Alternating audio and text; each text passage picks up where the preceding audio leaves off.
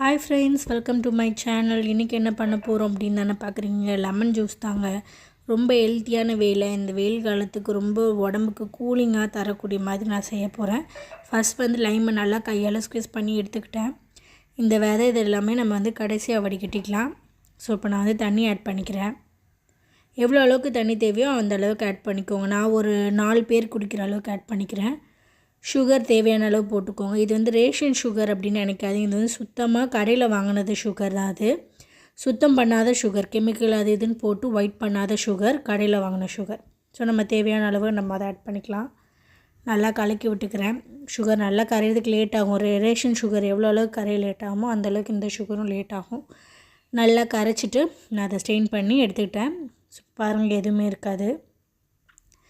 இது கூட நம்ம என்னென்னலாம் ஆட் பண்ண போகிறோமோ அதெல்லாம் ரொம்ப உடம்புக்கு ரொம்ப குளிர்ச்சி. நிறைய கடைகளில் இப்போ எல்லாத்துலேயுமே கொடுக்குறாங்க. ஸோ அதை நம்ம வீட்லேயே எப்படி ரெடி பண்ணி சாப்பிட்ணும் அப்படின்றது தான் நான் அதில் உங்களுக்கு சொல்லியிருக்கேன்.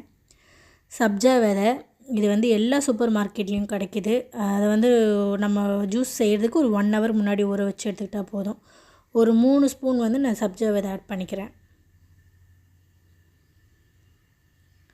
அதுக்கப்புறம் பாதாம் பிசின் இதுவுமே கிடைக்கும். ஆனால் இது நைட் ஊற வைக்கணும்.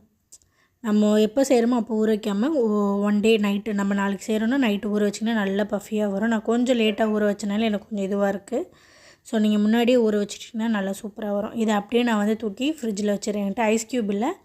ஐஸ் க்யூப் இருந்தால் நீங்கள் ஐஸ் க்யூப் ஆட் பண்ணி அப்படியே சர்வ் பண்ணி குடிக்கலாம். என்கிட்ட ஐஸ் க்யூப் இல்லாதனால இதை நான் அப்படியே ஃப்ரிட்ஜில் தூக்கி வைக்க போகிறேன். ஸோ கண்டிப்பாக அதை ஓப்பனாக வைக்கக்கூடாது, ஒரு மூடி போட்டுக்கலாம்.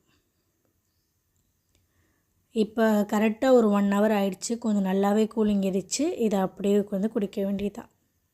நல்ல ஹெல்த்தியான சூப்பரான ரெசிபி. நீங்களும் வீட்டில் ட்ரை பண்ணி பாருங்கள். பிடிச்சிருந்தா என்னோடய சேனலை லைக் பண்ணுங்கள், சப்ஸ்கிரைப் பண்ணுங்கள். இன்னொரு வீடியோவில் சந்திக்கிறேன். பாய்.